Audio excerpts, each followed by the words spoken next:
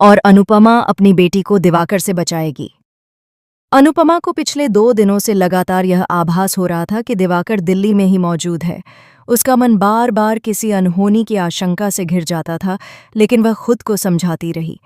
वजह थी पाखी की बात। पाखी ने साफ कहा था कि दिवाकर उसके साथ अहमदाबाद में है। एक माँ होने के नाते अनुपमा अपनी बेटी की बात पर भरोसा करना चाहती थी, लेकिन दिल था कि मान ही नहीं रहा था। उसे लग रहा था जैसे सच्चाई कुछ और है, और वह सच्चाई बहुत डरावनी है। लेकिन हालात तब पलट जाते हैं जब पाखी खुद दिल्ली पहुंचती है और दिवाकर से मिलती है।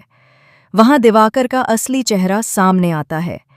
वह पाखी को भावनात्मक रूप से ब्लैकमेल करने लगता है, उसे धमकाता है, उसके पैसे ऐंठ लेता है और उसे मानसिक रूप से तोड़ देता है। पाखी को तब समझ आता है कि उसने कितनी बड़ी गलती की है। जिस इंसान को उसने अपना सहारा समझा, वही उसकी कमजोरी बन गया। इधर सीरियल अनुपमा के आने वाले एपिसोड में एक और बड़ा ट्रैक देखने को मिलेगा। अनुपमा अपने बापूजी के साथ मिलकर बापूजी के पुराने दोस्त की पत्नी को उनके ही बेटे के अत्याचार से बचाने का फैसला करती है। वे दोनों उस बेटे के घर जाते हैं। वहां पहुंचकर वे एक योजना के तहत खुद को बेहद अमीर और प्रभावशाली दिखाते हैं। वे कहते हैं कि उनका दुबई में बहुत बड़ा बिजनेस है और वे अर्जुन की मां के दूर के रिश्तेदार हैं। अर्जुन और उसकी पत्नी टीना पहले तो उन पर शक करते हैं। उन्हें लगता है कि यह सब कोई नाटक है। वे उन्हें घर से निकालने तक की बात कर देते हैं। लेकिन अनुपमा और बापूजी इतने आत्मविश्वास और ठाठ-बाट से बातें करते हैं कि अर्जुन और टीना लालच में आ जाते हैं। उन्हें लगने लगता है कि अगर इनसे रिश्तेदारी निभाई जाए तो भविष्य में बड़ा फायदा हो सकता है। जैसे ही अनुपमा और बापूजी वहां से जाने का नाटक करते हैं, अर्जुन और टीना तुरंत उन्हें रोक लेते हैं। यहीं से शुरू होता है असली खेल। अनुपमा बड़ी ही समझदारी से उन्हें आईना दिखाती है। वह साफ साफ कहती है कि जो लोग अपने माँ बाप की इज्जत नहीं कर सकते, वे जिंदगी में कभी खुश नहीं रह सकते। वह उन्हें समझाती है कि उन्होंने अपनी ही माँ को अपमानित किया, अपने बेटे को उसकी दादी से मिलने से रोका। यह सिर्फ गलती नहीं, पाप है। अनुपमा की बातों का असर धीरे धीरे दिखने लगता है। बापूजी की भाभी को पहली बार अपने पोते से खुलकर मिलने का मौका मिलता है। घर का माहौल बदलता नजर आता है। अर्जुन और टीना को एहसास होने लगता है कि वे लालच में अंधे हो गए थे। टीना तो खास तौर पर इस लालच में थी कि अगर सामने वाले सच में अमीर हैं तो उनकी प्रॉपर्टी पर हाथ साफ किया जा सकता है। इसलिए वह अचानक से बेहद मीठा व्यवहार करने लगती है। लेकिन कहानी यहीं खत्म नहीं होती।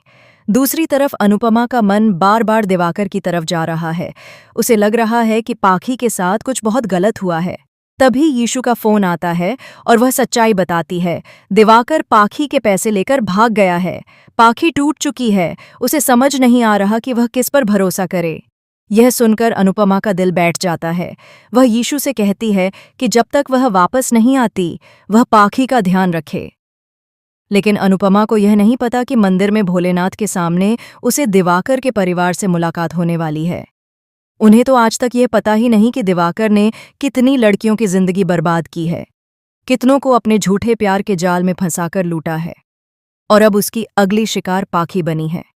अनुपमा एक समस्या से निकलती भी नहीं कि दूसरी उसके सामने खड़ी हो जाती है। दिल्ली में बापूजी के दोस्त का घर संभालने के बाद अब उसका अगला कदम साफ है। दिवाकर का सच सबके सामने लाना। वह सिर्फ अपनी बेटी को बचाएगी ही नहीं, बल्कि दिवाकर को उसके किए की सजा भी दिलवाएगी। वह उसे जेल की हवा खिलाने का पूरा इरादा रखती है। लेकिन सबसे बड़ा सवाल यही है, क्या पाखी इस बार सच में बदलेगी? क्या वह अपनी माँ की कद्र करेगी? इतने सालों में न जाने कितनी बार अनुपमा ने पाखी को मुश्किलों से निकाला है, उसके कारनामों को छुपाया है, उसके कारण हुए नुकसान को संभाला है। यीशु को भी हर बार बचाया है। लेकिन क्या इन बच्चों ने कभी सच में अपनी माँ के त्याग को समझा? हर बार मौका मिलते ही पाखी और बाकी लोग अनुपमा को ही कटघरे में खड़ा कर देते हैं। उसकी नीयत पर सवाल उठाते हैं, उसके फैसलों को गलत बताते हैं। क्या इस बार कहानी बदलेगी? क्या पाखी अपनी माँ के संघर्ष और प्यार को समझ पाएगी, या फिर एक बार फिर वही दूरी, वही गलतफहमियां लौट